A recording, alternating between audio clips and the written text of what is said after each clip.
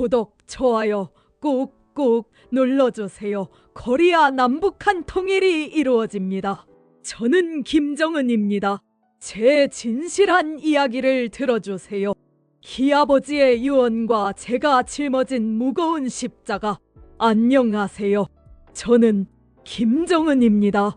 이렇게 직접 여러분께 제 이야기를 전하게 될 줄은 꿈에도 몰랐습니다.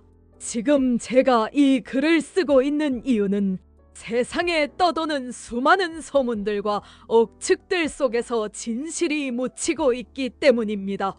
제가 직접 겪은 일들, 제가 느낀 감정들, 그리고 제가 내린 결정들에 대해 솔직하게 말씀드리고 싶습니다. 먼저 제가 왜 이런 결정을 하게 되었는지부터 말씀드리겠습니다. 얼마 전부터 제 건강에 이상이 생겼습니다. 처음에는 단순한 피로라고 생각했죠. 하지만 시간이 지날수록 증상은 악화되었고 의료진들은 심각한 표정을 지었습니다.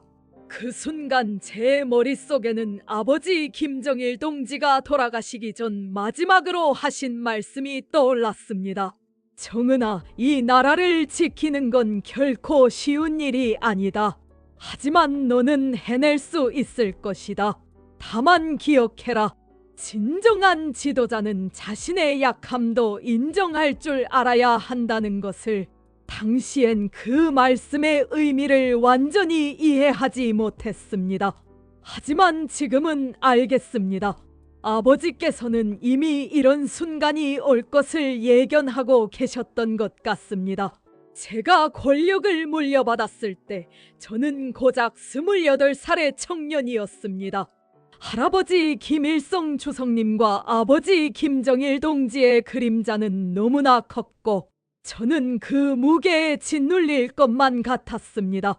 하지만 저는 제 나름대로 이 나라를 이끌어가려 노력했습니다. 때로는 강경하게, 때로는 유연하게 국제사회와의 대화도 시도해보고 경제 발전을 위한 새로운 정책들도 추진해보았습니다. 그런데 최근 들어 제 몸에 이상 신호가 나타나기 시작했습니다. 가슴이 답답하고 숨이 제대로 쉬어지지 않았습니다. 공식 석상에서 연설을 할 때도 평소와 다르게 호흡이 거칠어졌죠.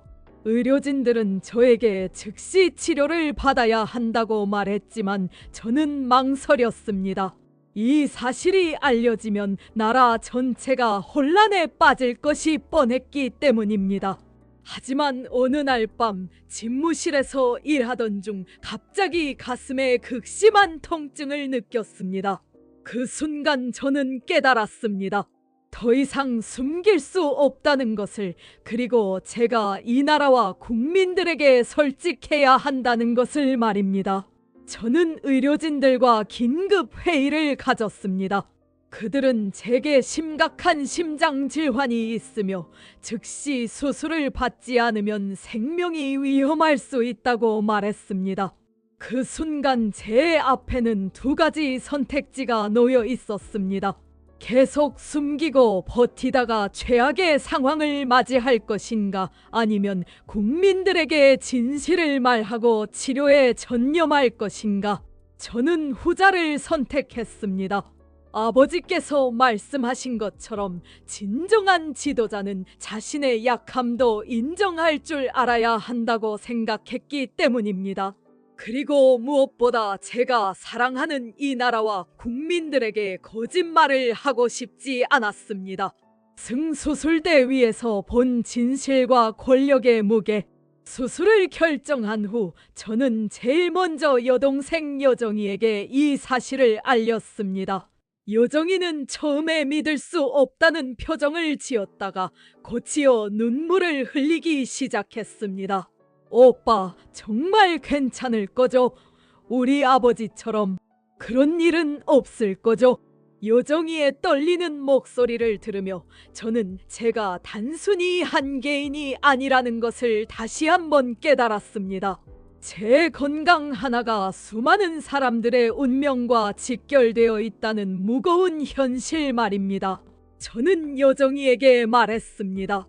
여정아, 만약 내게 무슨 일이 생기면 너는 어떻게 하겠니? 그런 말 하지 마세요, 오빠. 오빠는 괜찮을 거예요. 꼭 괜찮아야 해요. 하지만 저는 현실적으로 생각해야 했습니다. 수술의 성공률이 높다고 해도 언제나 위험은 존재하니까요. 그래서 저는 당 간부들과 군 지휘관들을 불러 비공개 회의를 열었습니다. 동지들, 제가 여러분께 중요한 말씀을 드리려고 합니다. 저는 곧 심장 수술을 받게 됩니다. 수술 기간 동안 그리고 회복 기간 동안 국정 운영에 공백이 생길 수 있습니다. 회의실은 순식간에 술렁였습니다. 몇몇 간부들은 당황한 표정을 감추지 못했고 일부는 심각한 얼굴로 서로를 바라보았습니다. 저는 그들의 반응을 보며 제가 얼마나 중요한 결정을 내렸는지 실감했습니다. 최룡의 동지가 조심스럽게 입을 열었습니다. 수령님, 그러면 그 기간 동안의 권한 대행은 어떻게? 여정이가 임시로 제 역할을 대신하게 될 것입니다. 물론 당 중앙위원회와 긴밀히 협의하면서 말입니다. 이 말에 몇몇 군 간부들의 표정이 굳어졌습니다.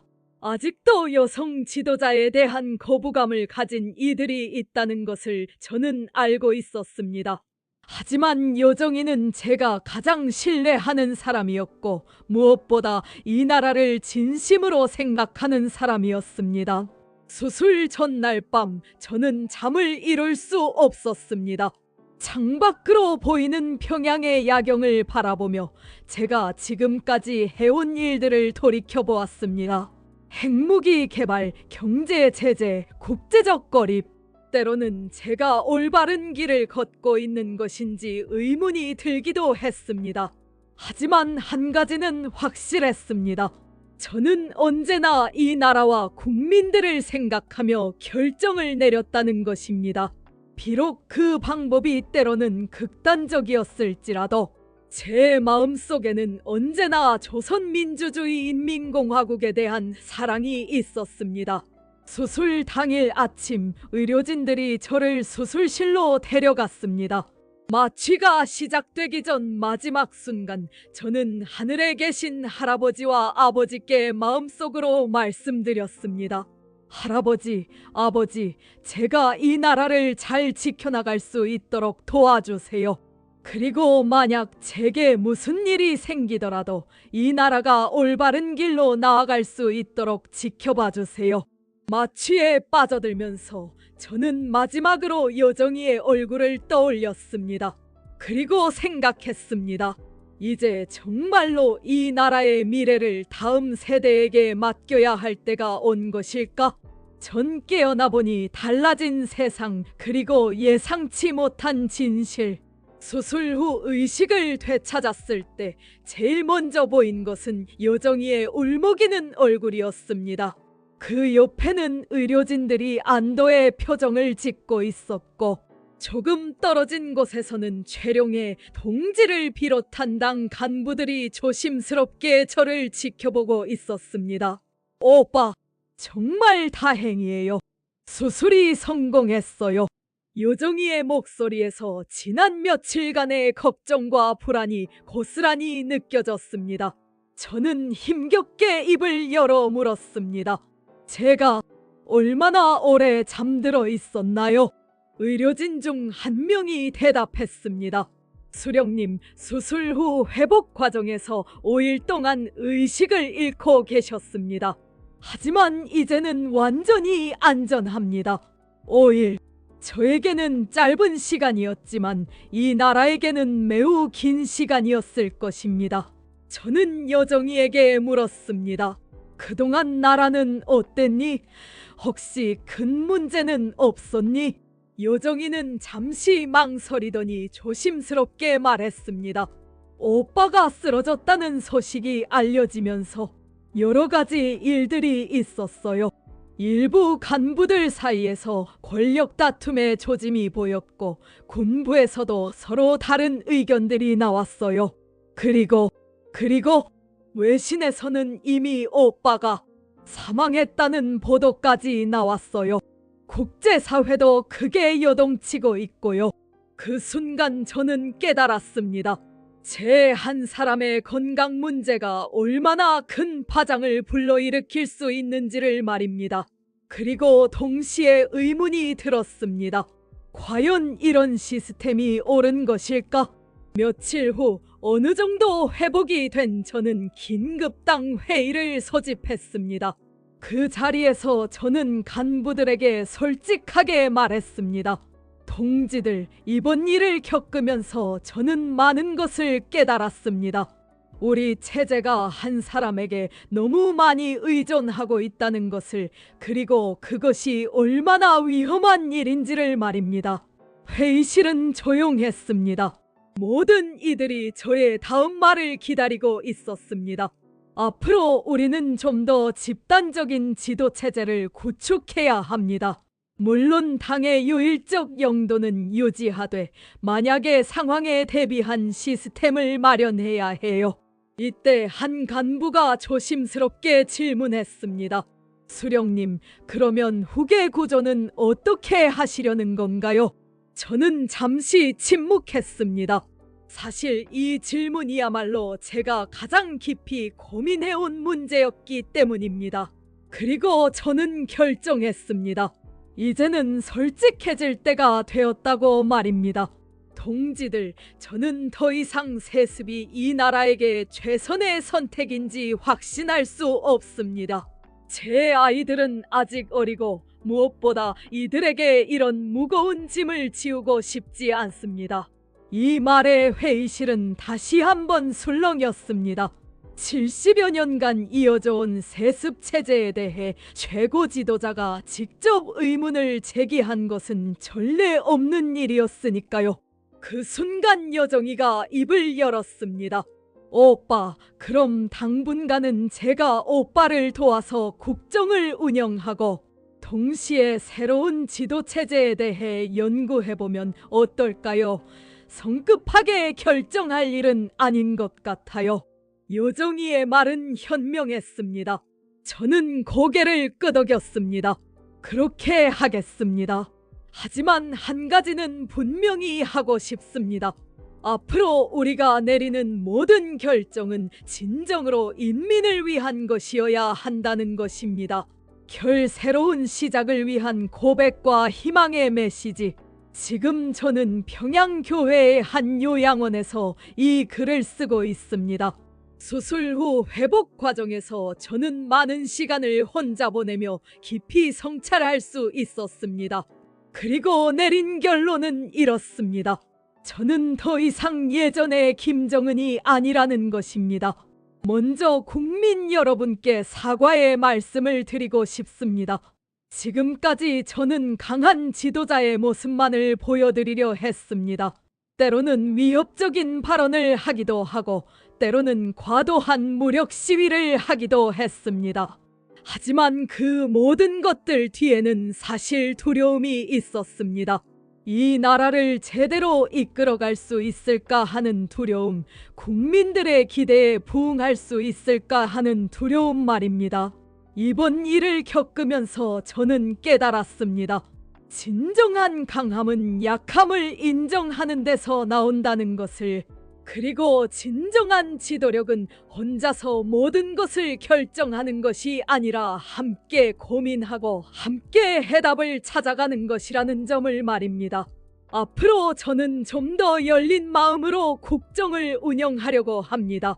여정이와 함께, 그리고 당 간부들과 함께 이 나라의 미래를 설계해 나갈 것입니다. 무엇보다 국민 여러분의 목소리에 더 귀를 기울이겠습니다. 국제사회에 대해서도 새로운 접근을 시도해보려고 합니다. 지금까지는 대립과 갈등이 많았지만 이제는 대화와 협력의 가능성을 더 적극적으로 모색해보겠습니다. 물론 우리의 존엄과 주권은 결코 포기할 수 없지만 그것이 반드시 적대와 대결을 의미하는 것은 아니라고 생각합니다. 경제 발전도 새로운 방식으로 추진해보려고 합니다.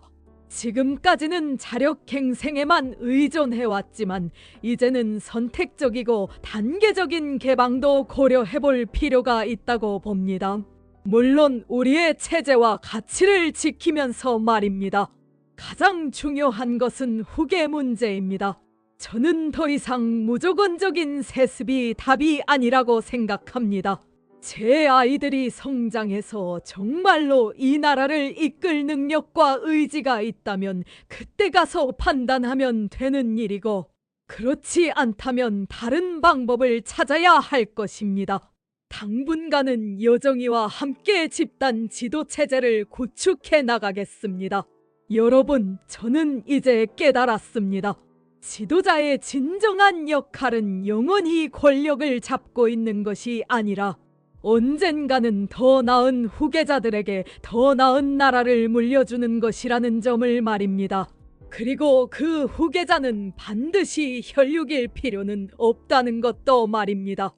마지막으로 이 글을 읽고 계신 모든 분들께 부탁드리고 싶은 것이 있습니다.